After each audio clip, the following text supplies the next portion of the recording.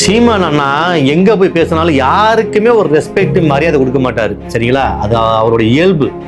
புதுச்சேரியில அவர் பிரச்சாரம் பண்ணிட்டு இருக்காரு. அங்கிட்ட இருந்து ஒருத்தர் பைக்ல போனவர் டிவிக்கேன்னு கத்திட்டாரு. ஏன் இங்க வந்து டிவிக்கிற? அங்கிட்டு போய் கடைகள், சரிங்களா? சரி, ஓகே. அத வார்த்தைகள்லாம் பேசுறப்ப நான் இந்த வீடியோ போட்டு வரேன் பாருங்க. அத தொண்டர்கள் போய் யாரு நாம் தமிழர் கட்சிக்காக போய் அடிக்கிறாங்க, சரிங்களா? போலீஸ்காரங்க எல்லாம் வேடிக்கை தான் பார்த்துட்டு இருக்காங்க, தடுக்கிறாங்க, போய் அடிக்கிறாங்க, மாத்துக்கத்துல அடிக்கிறாங்க. அது வெறும் தற்கொலைகள். வாங்கடா, நீங்க கோமாளிகள் பிள்ளைலடா, போராளி பிள்ளைடா தம்பி, சரிங்களா? அடிச்சுட்டு அதுல மைக்கில பேசுறான், அவனை கூட்டு வா. கூப்பிட்டு வந்து என்னங்க பண்ண போறீங்க?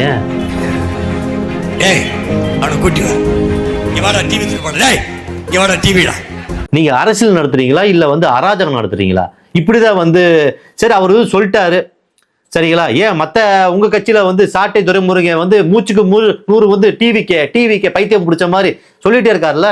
விஜய் எந்த ஒரு பரப்புரையில போனாலும் சாட்டைக்கு சரி, உங்களுக்கும் சரி. ஏன் நீங்க பேசலையா? விஜய் பேசவே இல்லைன்னு சொல்லுங்க. நீங்க பேசித்தானே இருக்கீங்க இன்ன வரைக்கும். ஆனா நாம் கட்சி தொண்டர்கள் சொம்புத்திட்டு வந்துருவீங்க சப்போர்ட் பண்றதுக்கு. ஏன் உங்க அண்ணன் போராட புள்ளா மரியாதை இல்லாம தானே பேசுறாரு? அது உண்மைதானே? உங்க தொண்டர்கள் உங்களையே தானே மரியாதை இல்லாம பேசுறாரு. இதுதான் ஒரு நாலேஜ் உள்ள பீப்புளுக்கு ஒரு அடையாளமா. கேட்டா தமிழ் வாழ்க சொல்லிக்கிறது.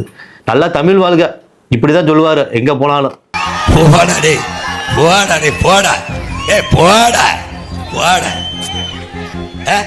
எப்பயுமே சொல்ற வார்த்தை தான். லைக் பண்ணுங்க, கமெண்ட் பண்ணுங்க, ஷேர் பண்ணுங்க, சப்ஸ்கிரைப் பண்ணுங்க.